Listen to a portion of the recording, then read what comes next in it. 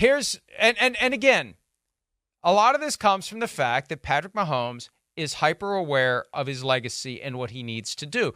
And Tom Brady has done him a favor in this regard by setting the bar all the way to 7. Like, if it was still 4, Brady had to chase the bar at 4 with Terry Bradshaw and Joe Montana. Right. Now it's at 7. Like, you can't screw around and waste any of your early years of your career. If you're ever going to catch this guy, you got to go out there and you got to win and you got to win and you got to win. Here's Andy Reid talking yesterday about the legacy of Patrick Mahomes. We see it every day. You're right. We don't take that for granted. We respect the job that he does, and we appreciate it. And we know we're seeing something special. And he's still young in this business. So that's a great thing for the Chiefs. It's a great thing for the city.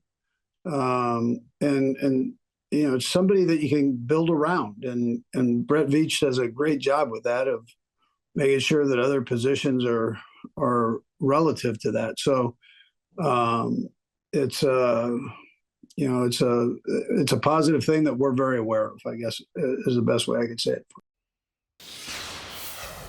And it's hard to be fully aware of it. It's hard to not take it for granted. We were looking at the clips yesterday, the highlights, the things that Patrick Mahomes does routinely, that if anybody else did it, we would lose our minds.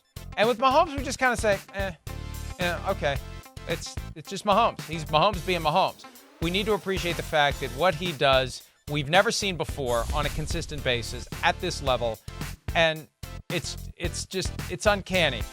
And we're going to keep seeing it. If you don't like it, like I said yesterday, if you don't like it, you better go find something else to watch on Sundays between September and February for the next 10 years or so, because he's 28 and he's only getting better, Chris. Yeah, it's crazy. This is he's already in Goatville. He's already up there with Brady and Manning and Brett Favre and Dan Marino and John Elway, right? And doing it in a way that we've really never seen anybody quite do it this way, right? He plays a style of game where when we grew up, right, that guy didn't win the Super Bowl. Oh, he's a great quarterback. Dan Marino, John Elway, they can carry the team. They make all these yards, blah, blah, blah.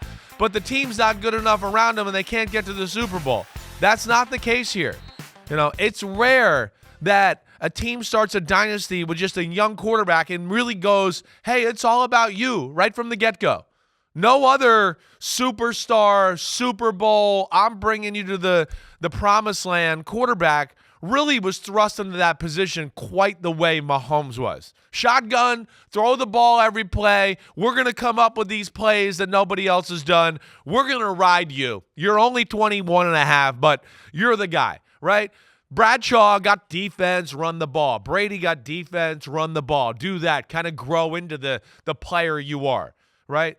This is more Marino-ish and little like, whoa, this is such a special talent. Let's make everything around him, make it all about him and really encompass him the right way. And he, of course, has taken him to the promised land. And what's different this year is this is a year where it's a little bit more Patriot-like. It's been a little bit more team. It's defense. We're going to run the ball. And then like Patriots and Brady, hey, now we need you, Brady, to be clutch in a big moment. Do it for us. And then he can do it like that as well. But does it in a different way. Running around like a chicken with his head cut off. Throwing sidearm lasers. It's can't miss TV.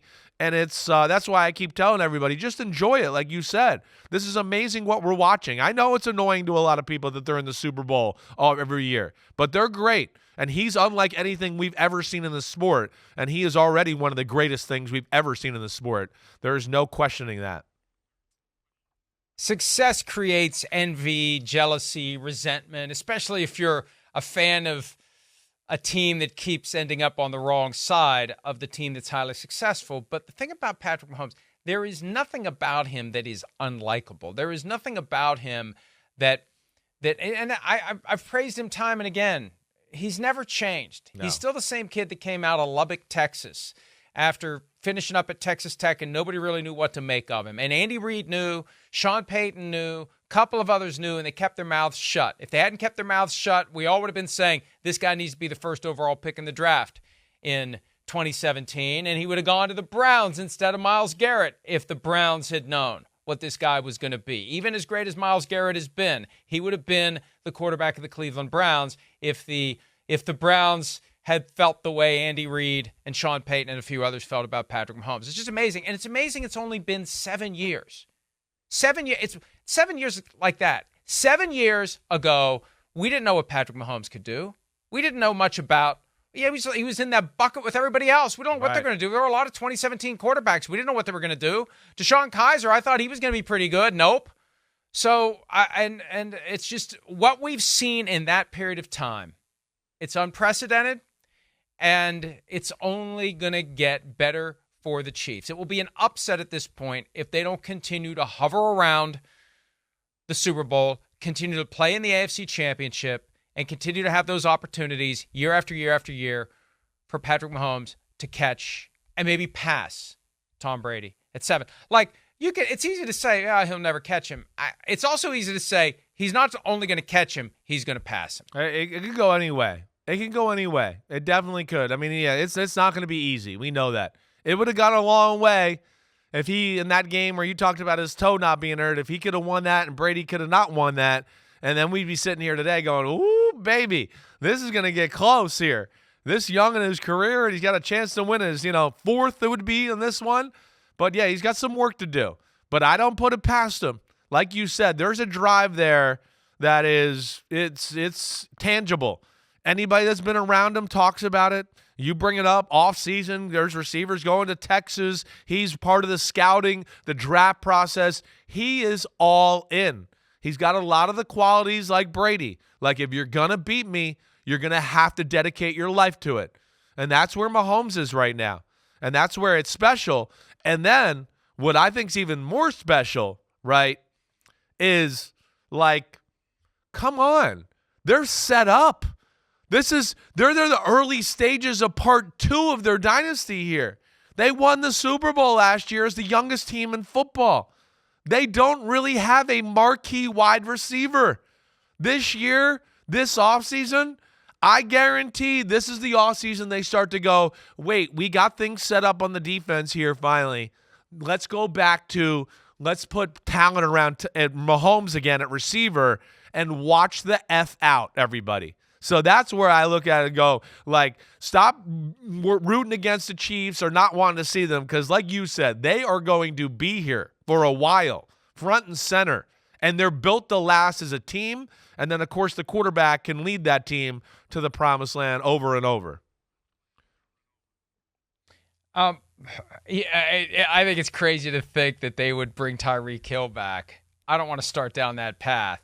I think they'd rather go with someone younger who's going to cycle through 5, 6, 7, 8 years. Right. Tyreek Hill's getting close to the end, but they will do whatever they have to do, I think, this year to address that position, because if they just had that position taken care of, they'd be 10-point favorites in this Super Bowl. They'd have been they'd have been at home for their playoff games. They wouldn't have had to go to Buffalo. They wouldn't have had to go to Baltimore. But, that's where this year is going to be special for them. When Patrick Mahomes is, retired and he has grandkids who really aren't impressed by anything he has to say as they, spend his money. But when he's telling them the story of his career, this year's going to stand out because this was the first year that it was hard. Yeah. Right. This was the first year that they had that nobody believed in them. They didn't have to make up narratives. They didn't have to lie. They didn't have to lie to themselves that no one believed in us. No one believed in them. They were underdogs at Buffalo. Underdogs. 4.5. It was the first time Patrick Mahomes had been a 4.5-point underdog since week 2 of the 2018 season, when nobody knew what he could do, and they went to Pittsburgh, and he threw 6 touchdown passes and 5 incompletions against the Steelers and put 42 points on the Steelers. And I remember that day vividly because that was the day that we were all on notice that football has changed. Yes. And here we go. Fast forward 5 years, he's a 4.5-point underdog. So I think that's one of the things that has fueled them and focused them. They needed that laser focus, Chris. They were sloppy, and that they got focused the moment that they were underdogs. Yeah, they did. It's remarkable. It is. It doesn't happen in football. That's the the unbelievable part of the whole thing. That you can play B- football all year long and then just go, oh, yeah, well, we got to go A+ football now to go to the Super Bowl. No problem. We'll do it. Got it. Yeah, I mean, it's so rare, and it just speaks to their greatness. And I love it. I really do. I love watching it. I love this new angle they're playing from as far as kind of the underdog. And I'm sure they're going to be chippy and relish the fact that right now they're sitting there at, a 2-point underdog? And that's already filtering around their locker room with, like, I can't believe this is what people think is going to happen. They're going to use that fuel. They're enjoying this wave of proving everybody wrong. Yeah, they had to be getting a little nervous yesterday when the line moved to -1. San Francisco Right. was like, oh, no, we don't want to be favored. And then it starts going the other way again. And, yeah, nobody believes in us. We're underdogs, and that plays right into their hands. One thing that doesn't play into their hands, Charles Omenihu left Sunday's game with a knee injury, and he had indicated that he's fine, he's good to go. He's not. He's got a torn ACL. He won't be playing in the Super Bowl, and obviously there's never a good time to tear your ACL. The later in the year you do it, the harder it is to get yourself ready for the next season. So bad news for him, bad news for the Chiefs. They'll have to figure out a way to make it happen without him, and they did when he left the game, and they will. They'll be ready to go when the Super Bowl rolls around. Let's take a break. When we return, Jared Goff's future in Detroit. He made his wishes clear when he was cleaning out his locker yesterday in Detroit. More PFT Live right after this. Hi, it's Mike Florio. Thanks for watching PFT on YouTube. Hit subscribe for the latest news and analysis from Pro Football Talk.